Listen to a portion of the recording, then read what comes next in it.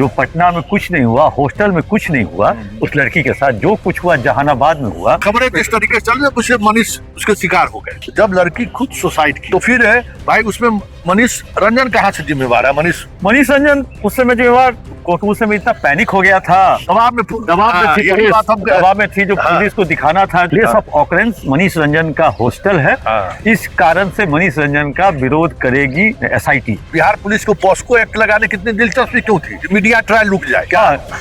POCSO के तहत लगाने का था तो भाई अगर हम आप कुछ खबर चलाएंगे तो चीजों को सावधानी से, चीजों को खुला करके नहीं, खोल कर नहीं, अब एक तरह से कहें जो आराम से उसको सब कुछ छुपाते हुए दिखाएं। नमस्कार, जस्टिस फॉर निर्भया में आप सबों का स्वागत। और आज हम जस्टिस फॉर निर्भया में हमारे साथ होंगे बिहार के वरिष्ठतम पत्रकारों में एक चंदन झा जी, जो कम से कम 28-30 वर्षों से बिहार के क्राइम पर पैनी नजर रखते हैं। पुलिस मुख्यालय की खबर से लेके मुफस्सिल इलाके के क्राइम की उन तमाम खबरों पर एक पैनी नजर रहती है और एक समझ भी रहती है। आज हम इनसे जस्टिस फॉर निर्भया में बात करने जा रहे हैं कि कल मनीष रंजन की जमानत को लेकर सुनवाई होनी है।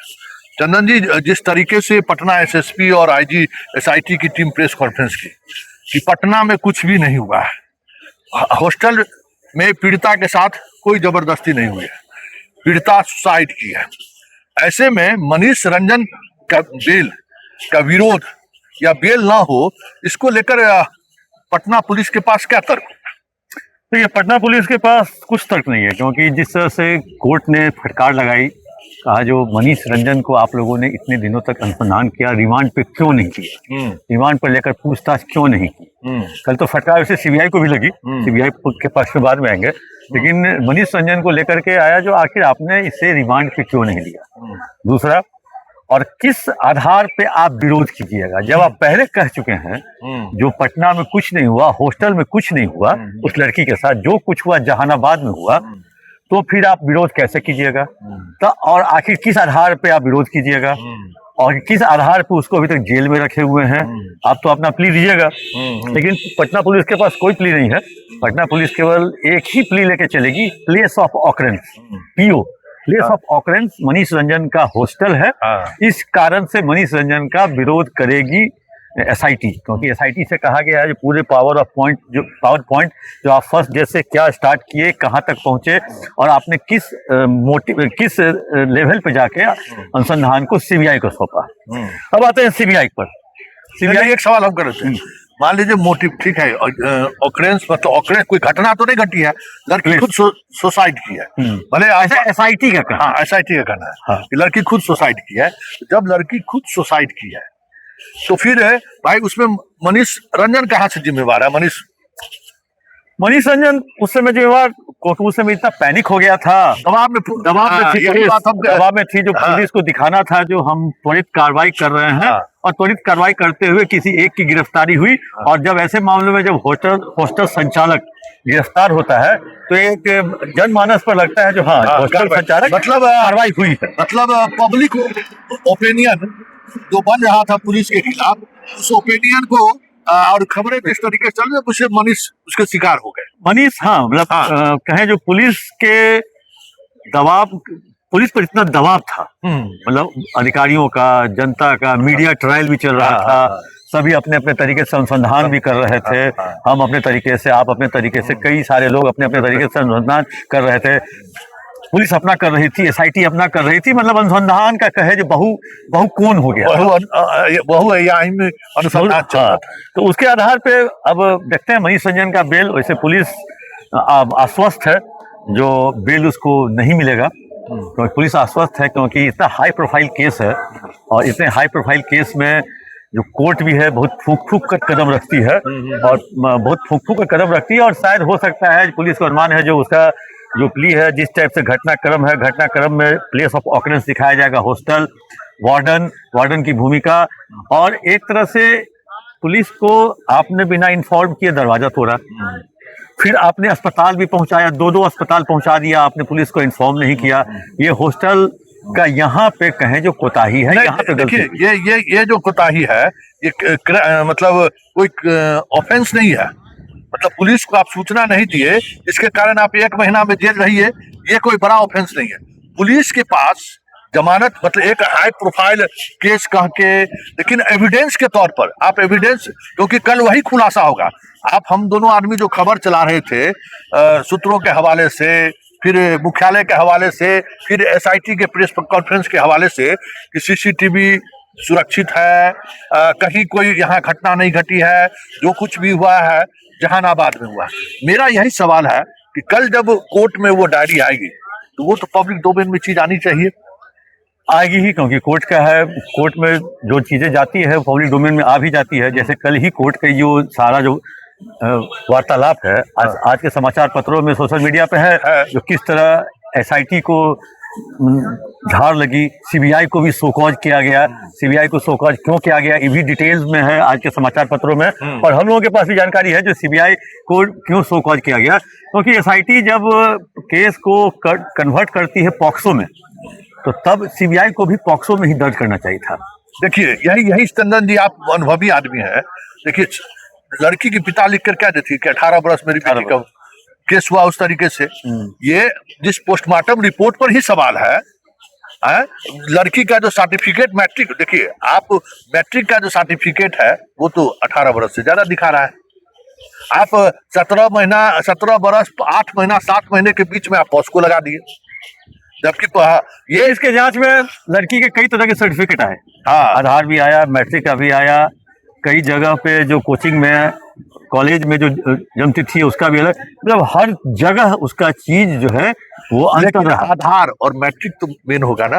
हाँ, मैट्रिक मेन होगा, आधार को भी अब सुप्रीम कोर्ट नहीं मानता है। नहीं मानता है। तो जब मैट्रिक में 18 से अब ज्यादा है, बिहार पुलिस को पॉस्को एक्ट लगाने कितनी दिलचस्पी क्यों थी? मीडिया ट्रायल रुक जाए क्या? पॉक्सो के तहत लगाने का था तो भाई अगर हम आप कुछ खबर चलाएंगे तो चीजों को सावधानी से, चीजों को खुला करके नहीं, खोल कर नहीं, अब एक तरह से कहें जो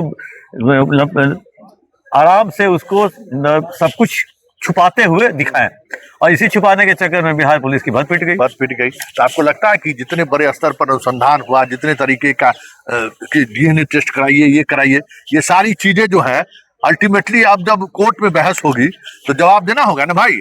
जब एक तरफ आप अनुसंधान कर रहे हैं कि देखिए संतोष जी, एक चीज है जो पुलिस के एसआईटी में जो जांच में आई, 2-3 चीज आप भी देखे होंगे। लड़की की डायरी, लड़की की डायरी आपने देखी होगी, तो वो लड़की हर दिन रूटीन बनाती है, हर महीने के अंतिम दिन का आज मैं 6:30 बजे उठूंगी, अब से 14 घंटा पढ़ूंगी, यूट्यूब पर 3 ही घंटा। फिर जब वो उसका समय और नजदीक आता है तो यूट्यूब का समय घटता जाता है पढ़ाई का, लेकिन वो कुछ कर नहीं पाती।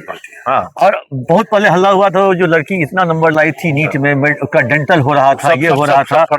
जब नीट का रिजल्ट आया तो आप भी जानते हैं, हम भी जानते हैं कितना नंबर आया, क्योंकि अभी जांच चल ही रही है, इसलिए हम लोग पब्लिक डोमेन में नहीं बोलेंगे कितना नंबर आया, लेकिन डबल फिगर ही में था, 100 के नीचे ही था।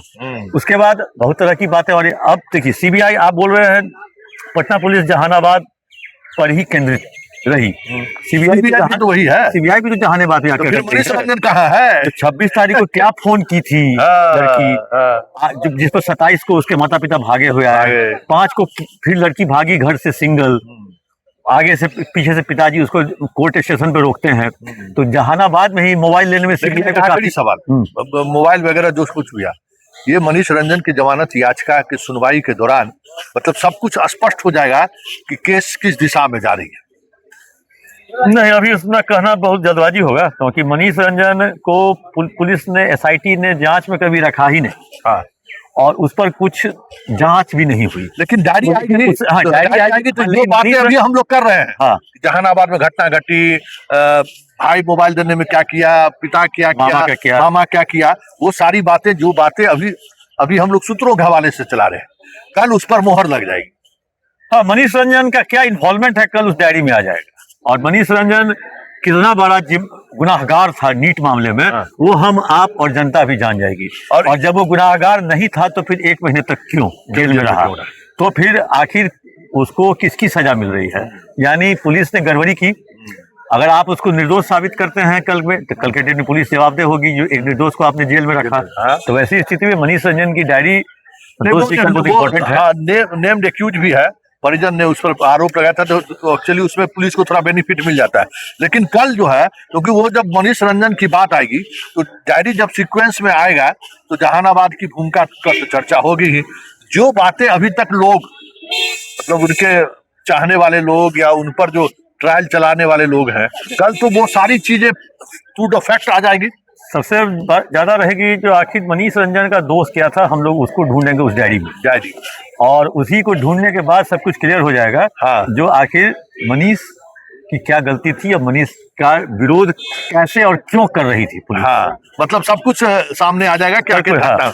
चलिए इस खास बातचीत को यहीं खत्म करते हैं, लेकिन चलते चलते इस बात पर गौर करने की जरूरत है कि जो कुछ भी नीट मामले में, नीट छात्रा मामले में अभी तक सूत्रों के हवाले से चल रहा था, या पटना एसएसपी या एसआईटी के प्रेस कॉन्फ्रेंस के हवाले चल रहा था, कल कोर्ट में जब पुलिस डायरी सबमिट करेगी तो बहुत सारी चीजें सामने आ जाएंगी कि आखिर निर्भया की मौत कैसे हुई, वो हत्या था या सुसाइड, उसके साथ रेप हुआ या नहीं हुआ। कई सवालें जो अलग अलग फॉरम से लगातार उठता रहा है, उन तमाम सवालों का जवाब कल की सुनवाई में मिल जाए तो कोई बड़ी बात नहीं। चलिए यहीं खत्म करते हैं, इजाजत दीजिए, नमस्कार।